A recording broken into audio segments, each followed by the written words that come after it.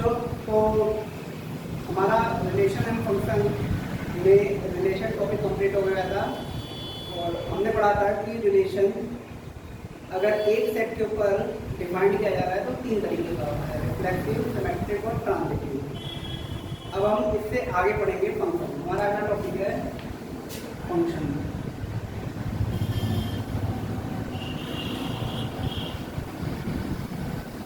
तो फंक्शन पढ़ने से पहले हमें जानना होगा कि फंक्शन और रिलेशन को एक साथ पढ़ा नहीं जाता है। देखिए, जैसे मान लीजिए कोई सेट है ए जिसके एलिमेंट है 1 2 3, ठीक है। अगर हम इसका कार्टेशियन प्रोडक्ट लिखते हैं ए क्रॉस ए, तो कार्टेशियन प्रोडक्ट का मतलब है कि पहला एलिमेंट सेट ए से आएगा और दूसरा एलिमेंट सेट ए से आएगा। तो इस तरीके से जितने भी संभावित ऑर्डर्ड पेयर होते हैं, मोस्ट ऑर्डर्ड पेयर होते हैं, उनको कलेक्ट करते हैं तो हमारा कार्टेशियन प्रोडक्ट बनता है। जैसे यहाँ पे पहला एलिमेंट अगर 1 होगा तो दूसरा एलिमेंट होता है 1 2 और 3। ऐसे अगर पहला एलिमेंट 2 होगा तो दूसरा होता है 1 2 और 3। अगर पहला एलिमेंट 3 होता है तो दूसरा होता है 1 2 3। इस तरीके से कार्टेशियन प्रोडक्ट में जितने भी संभावित प्रोडक्ट ऑर्डर्ड पेयर हैं वो सब आते हैं। अब अगर इन्हीं में से हम लोग कुछ ऑर्डर्ड पेयर कलेक्ट कर लें, जैसे इन तीनों को कलेक्ट कर लिया, तो यही हमारा बन जाता है रिलेशन 1, 1 1, 2 2, क्योंकि हमने पढ़ा था रिलेशन क्या होता है, सबसेट होता है एक क्रॉस एक। मतलब कि आर के अंदर वही ऑर्डर पेयर होंगे तो एक रो ठीक है, से बाहर के ऑर्डर पेयर नहीं होंगे। तो इन ऑर्डर पेयर की कुछ खासियत होती है that is defined by relation R. For example, मैं अगर यहाँ पे एक रिलेशन डिफाइन करता हूँ R x comma y such that x is greater equal to 5 and x y belongs to x। यहाँ पे अपनी कंडीशन से रूल क्या लगा दिया है कि पहला एलिमेंट दूसरे वाले से या तो बड़ा हो या बड़ा हो। तो R के अंदर कौन कौन आएगा, यहाँ देखो पहला एलिमेंट दूसरे के बराबर है तो ये आएगा। यहाँ पहला एलिमेंट दूसरे से छोटा हो गया तो ये नहीं आएगा क्योंकि इस रूल को सेटिस्फाई नहीं कर पाएगा। ऐसे ये भी नहीं आएगा। यहाँ पहला एलिमेंट दूसरे से बड़ा है तो ये आएगा। यहाँ पहला एलिमेंट दूसरे के बराबर है तो ये भी आएगा। यहाँ पहला छोटा है दूसरे से तो ये नहीं आएगा। यहाँ पे पहला एलिमेंट बड़ा है दूसरे से ये भी आएगा। यहाँ पे पहला एलिमेंट दूसरे से बड़ा ये भी आएगा। यहाँ पहला एलिमेंट दूसरे के बराबर है तो इस रिलेशन के अंदर वो सारे ऑर्डर्ड पेयर होंगे जो इस रूल को सेटिस्फाई करते हैं। इस तरीके से किसी कार्टेशियन प्रोडक्ट से हम लोग रिलेशन बनाते हैं। अब फंक्शन क्या होता है, फंक्शन कह सकते हैं ये भी एक टाइप का रिलेशन है, special type relation. Special type relation क्या स्पेशल है यहाँ पे? पहली बात यहाँ हमें समझना होगा कि मान लो ये सारे रिलेशन हैं, सॉरी ये सारे फंक्शन रिलेशन हैं, इसी में से कुछ रिलेशन फंक्शन बन जाते हैं। क्या सारे रिलेशन फंक्शन है? Answer is no. कुछ ऐसे भी रिलेशन होंगे जो फंक्शन नहीं है, लेकिन क्या सारे फंक्शन रिलेशन है? तो आंसर इज यस, क्योंकि सारे के सारे फंक्शन जो है वो रिलेशन के कैटेगरी में आते हैं। इसका मतलब कुछ ऐसे रिलेशन भी होते हैं जिनको हम फंक्शन बोल सकते हैं। उसके लिए शर्त होती है। कंडीशन क्या है? Condition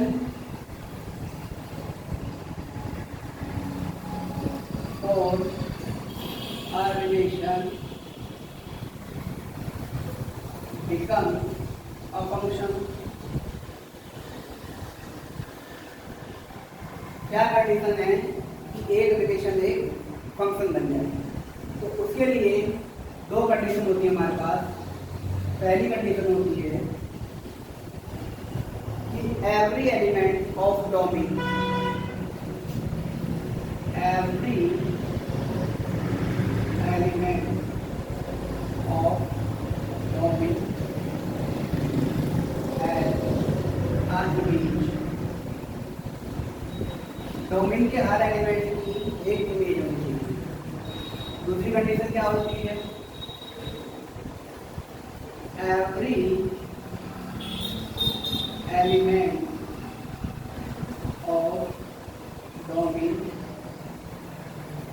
has a single image. Domain के हर एलिमेंट की इमेज होनी चाहिए, लेकिन सिर्फ और सिर्फ एक इमेज होनी चाहिए। फॉर एग्जाम्पल, यहाँ पे हमें पता है जो पहला एलिमेंट होता है इसको कहते हैं, इनके कलेक्शन कहते हैं डोमेन, और जो दूसरा एलिमेंट है ये इसकी इमेज है। जैसे 1 की इमेज 1 है, यहाँ 2 की इमेज 1 है, यहाँ 2 की इमेज 2 है।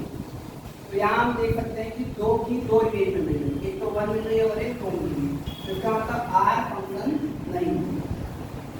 अगर यहीं पे हम लोग एक ऐसा रिलेशन बनाते हैं, सपोज करो 1, 2, 2, 1, 3, 1, तो यहाँ हम देख रहे हैं कि हमारे सेट में जितने एलिमेंट हैं सबकी इमेज मिल रही है पहली बार, और सबकी इमेज अलग मिल रही है। इसकी इमेज है 2, इसकी इमेज है 1, इसकी इमेज है, सॉरी, सबकी एक सिंगल इमेज मिल रही है। तो किसी भी एलिमेंट की दो बार इमेज नहीं मिलती है। तो दिस रिलेशन के फंक्शन, दिस रिलेशन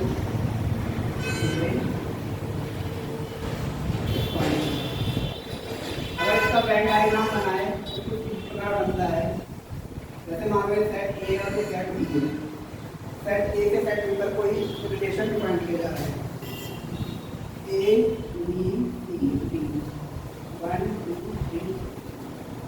तो यहाँ पे हम ये इंश्योर करेंगे कि इसके हर एलिमेंट से सिर्फ और सिर्फ एक ही एरो जाए। मतलब जैसे ए की केवल एक ही इमेज होगी, बी की केवल एक ही इमेज होगी, सी की केवल एक ही इमेज होगी, डी की केवल एक ही इमेज होगी। ऐसे में ही हमारा क्या बन जाएगा? फंक्शन बन जाएगा। अगर ऐसा नहीं होता है, मान लो ए की दो इमेज निकल रही है, तभी हमारा फंक्शन नहीं है। तो रिलेशन फंक्शन का बन रहा है जब हर एलिमेंट की सिर्फ और सिर्फ एक ही इमेज।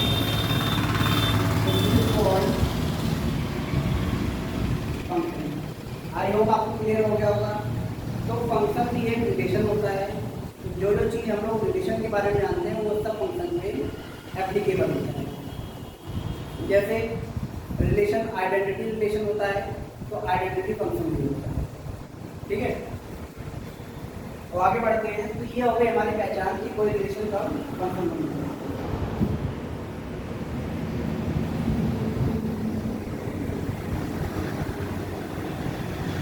अब अगर हम बात करें ग्राफ की,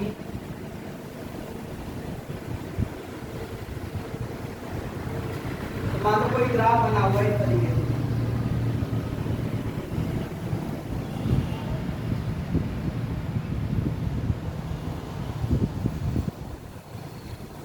इस तरीके से कोई ग्राफ बना हुआ है। तो यहाँ हम देख सकते हैं कि कोई भी एलिमेंट मान लीजिए एक्स 2 है, इसकी एक इमेज तो ये मिलेगी y1 और इसकी एक इमेज यहाँ ऊपर मिलेगी y1। तो हमें दिख रहा है कि x नोड की दो इमेजेस हैं, y1 और y2। इसका मतलब ये ग्राफ एक रिलेशन का है, ना कि फंक्शन का। This graph represent a relation and not a function। ये ग्राफ एक रिलेशन को रिप्रेजेंट करता है, ना कि एक फंक्शन। आपको याद क्या रखना है कि y एक्सिस के पैरेलल अगर आप कोई लाइन खींचते हो तो ग्राफ को अगर वो एक बार कट कर रही है तो फंक्शन होगा, एक से ज़्यादा बार कट कर रही है तो रिलेशन होगा। इस चीज़ को हम लोग नोट करेंगे। The line parallel to y axis is drawn। Note क्या करना है? if a line parallel to the y-axis is drawn and it intersects with the graph, then graph represents a function. तो ग्राफ किसको represent करेंगे? Function को represent करेंगे। अगर एक से ज़्यादा बार लाइन कट कर दीजिए तो वो रिलेशन को रिप्रेजेंट करेगा। जैसे एक एग्जाम्पल वो लेते हैं, आपको जाना पहचाना कर्व मालूम होगा, ये होता है साइन एक्स का ग्राफ, एक्स वाई, ये वाई बराबर साइन एक्स। तो चेक करें क्या वाई बराबर साइन एक्स एक रिलेशन है या फंक्शन है। तो देखो वाई एक्सिस के पैरेलल आप लाइन कहीं पे भी ड्रॉ करोगे, इस ग्राफ को केवल एक बार कट करेंगे, कहीं पे भी आप ड्रॉ करोगे, ठीक है। इसका मतलब ये एक फंक्शन है, यस, वाई बराबर साइन एक्स, ये फंक्शन है। आई होप आपको क्लियर हो गया what is the difference between relation and function. आप ग्राफ के जरिए पता लगा सकते हो, आपको अगर रोस्टर फॉर्म दे रखी है तो रोस्टर फॉर्म के जरिए पता लगा सकते हो। रोस्टर फॉर्म में क्या पहचान है? रोस्टर फॉर्म में पहचान है कि पहला एलिमेंट रिपीट नहीं होना चाहिए, first element must not be repeated, must not be repeated. अगर किसी रिलेशन की रोस्टर फॉर्म दे रखी है उसमें पहला एलिमेंट रिपीट नहीं हो रहा है, एक बार आया है, दो एक बार आया है, तीन एक बार आया है, तो एज ए रिलेशन को आप लोग कह सकते हैं कि ये फंक्शन है। तो इतनी कहानी क्लियर हो गई कि फंक्शन को कैसे पहचाना जाता है। अब आपके सिलेबस में क्या है? Type of function. तो आप उसी में पढ़ेंगे what are the type of function and how we can recognise the type of the given function. तो आपके सिलेबस में दो तरीके के फंक्शन दिए गए हैं, एक कहते हैं इंजेक्टिव और दूसरा कहते हैं सर्जेक्टिव। इंजेक्टिव, सर्जेक्टिव, ठीक है। Type of function, type of function, function कितने तरह के होते हैं? बेटा दो तरह के फंक्शन होते हैं, पहला होता है आपका इंजेक्टिव, उसका दूसरा नाम होता है वन वन फंक्शन। क्या कहते हैं इसको? One one function. नाम से पता चल रहा है एक ऐसा फंक्शन है जिसके एक एलिमेंट की केवल एक इमेज मिलेगी, ठीक है। या ऐसे कर सकते हैं कि distinct element have distinct image, अलग अलग एलिमेंट की अलग अलग इमेज मिलेगी। या इसको ऐसे कर सकते हैं और every element of domain has a unique image, मतलब एक एलिमेंट की जो इमेज होगी वो इमेज किसी दूसरे एलिमेंट की नहीं होगी। फॉर एग्जांपल अगर मैंने यहाँ पे एक सेट बनाया, सेट ए, सेट बी, यहाँ पे मान लीजिए 3 एलिमेंट हैं और यहाँ पे 2 एलिमेंट हैं, और ए की इमेज 1 है और बी की इमेज भी 1 है और सी की इमेज 2 है। यहाँ हम देख सकते हैं कि 2 एलिमेंट की इमेज है, या इन 2 एलिमेंटों की सेम इमेज होगी। इसका मतलब ये होगा नोट 1 नोट 1। ये फंक्शन कैसा है? नोट 1। और नोट 1 को हम लोग कहते हैं मैनी वन फंक्शन। तो कहते हैं मैनी वन फंक्शन। इसका मतलब एक एलिमेंट कई एलिमेंटों की इमेज होता है। मैनी मतलब पहले वाले सेट पे मैनी एलिमेंट 1, दूसरे वाले सेट पे एक एलिमेंट को इमेज बता सकते हैं। हम लोग वन को पहचानते हैं। रोस्टर फॉर्म में क्या पहचान है? रोस्टर फॉर्म में हम लोग कैसे पहचानेंगे? जैसे आर आपको दिया, एफ आपको दिया गया है 1,2, 2,3, 3,3। आपको ध्यान देना है कि दूसरा एलिमेंट, जैसे हम लोग फंक्शन में कैसे पहचान देते हैं कि पहला एलिमेंट रिपीट नहीं करना चाहिए। 1 की क्या पहचान है कि दूसरा एलिमेंट रिपीट नहीं करना चाहिए। यहाँ देखो दूसरा एलिमेंट रिपीट हो रहा है, ये 2 बार आ रहा है, तो इसकी पहचान क्या होगी? Second element must not repeat. अगर सेकेंड एलिमेंट रिपीट नहीं करता है देन फंक्शन इज 1 1। ऐसे फंक्शन को हम लोग क्या कहते हैं? 1 1। तो ये हमारा क्या हो जाएगा? ये हमारा जाएगा मैनी 1। क्या हो जाएगा हमारा? Many 1 function. कोई दिक्कत? ग्राफ में कैसे पहचानेंगे? अगर आपको ग्राफ दिया गया है, सपोज करो ये आपको ग्राफ दिया गया है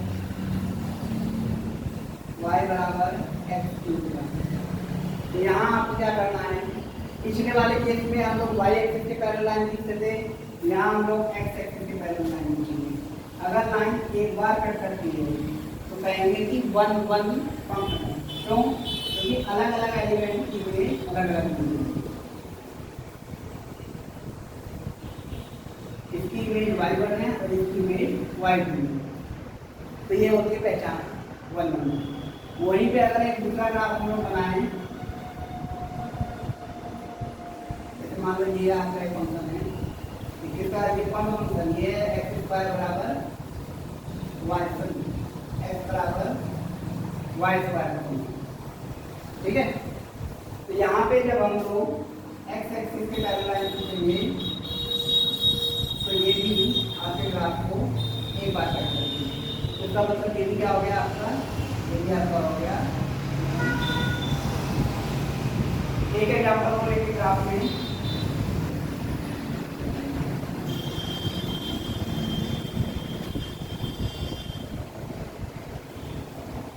तो आपका ये फंक्शन है, ये है y बराबर x²। यहाँ पे अगर आप x एक्सिस के पैरेलल लाइन खींचोगे तो आप देखोगे कि ये लाइन ग्राफ को 2 बार कट करती है। इसका मतलब क्या है कि 2 अलग अलग एलिमेंट x1 और x2 की इमेज जो है वो सेम है। तो इसका मतलब ये क्या हो गया? ये मैनी 1 हो गया। इसीलिए many 1 function, many 1। I hope clear हो गया 1 1 और मैनी 1 को कैसे पहचानें। अगर आपको रोस्टर फॉर्म में दिया गया है तो सेकंड एलिमेंट रिपीट नहीं होना चाहिए। आपको ग्राफ दिया गया फंक्शन का तो x एक्सिस के पैरेलल जो लाइन खींची जाती है वो ग्राफ को एक बार कट करना चाहिए। तो ग्राफ में क्या लिखेंगे हम लोग? Note line parallel to x axis must intersect with graph at 1। ग्राफ के साथ केवल एक बार इंटरसेक्ट करेगी लाइन, तो क्या हो जाएगा? 1। तो ये पहला टाइप हो गया आपका। अब दूसरे टाइप की बात करते हैं। दूसरा टाइप होता है कोन 2, या जिसको कहते हैं सरजेक्टिव फंक्शन। सेकंड टाइप होता है बेटा आपका सरजेक्टिव फंक्शन, सरजेक्टिव फंक्शन, और इसको कोन 2 फंक्शन भी कहा जाता है। कोन 2 नाम से ही पता चल रहा है। कोन 2 का मतलब जब सेट ए के एलिमेंट सेट बी के हर एलिमेंट को ऑक्यूपाई कर ले। कोन 2 का मतलब इसके सारे एलिमेंट इसके ऊपर ओवरलैप कर जाए, ऑक्यूपाई कर ले, तो ऐसे फंक्शन को कहते हैं कोन 2। अब इसको अच्छे समझेंगे। जैसे मान लीजिए यहाँ पे एलिमेंट है ए बी सी डी, यहाँ एलिमेंट है 1 2 3। तो यहाँ पे इमेज है 1, इमेज है 2, इमेज है 3 और इमेज है 3। तो यहाँ हम देख सकते हैं कि बी के हर एलिमेंट वो कम से कम एक एलिमेंट की इमेज जरूर है। अगर कहीं पे एक एलिमेंट होता 4 जो किसी के बेस नहीं होता तो ये ऑन टू नहीं होता, ठीक है, मतलब ये पूरी तरह से इसको ऑक्यूपाई नहीं करता। लेकिन यहाँ पे हर एक एलिमेंट किसी ना किसी की इमेज है, तो इसको कहते हैं onto. If every element of codomain, codomain किसको कहते हैं, जो सेकंड वाला सेट होता है इसको कहा जाता है कोडोमेन, ठीक है। every element of codomain is image of at least one element, कम से कम एक की इमेज हो, जैसे ये एक से ज्यादा की 2 की इमेज है, कम से कम एक की तो इमेज होना चाहिए, at least one element in domain. Domain मतलब पहला सेट, देन फंक्शन इज कॉल्ड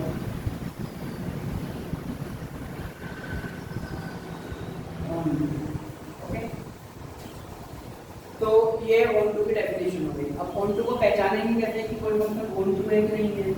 तो देखिए, चाहे आपको ग्राफ फॉर्म में दिया गया हो, चाहे आपको रोस्टर फॉर्म में दिया गया हो, चाहे सेट बिल्डर फॉर्म में दिया गया हो, ऑन टू की सिर्फ और सिर्फ एक ही पहचान होती है। वो क्या होती है, range must be equal to codomain,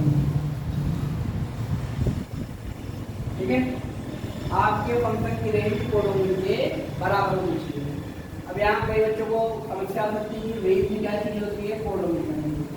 तो देखिए, इसको एक्सप्लेन करते हैं लोग। मान लीजिए आपका एक फंक्शन है जो सेट ए से सेट ए पर डिफाइंड हो गया है, और सेट ए आपको दिया गया है 1 2 3 4, ठीक है। और एफ आपको दिया गया है 1 1 1 2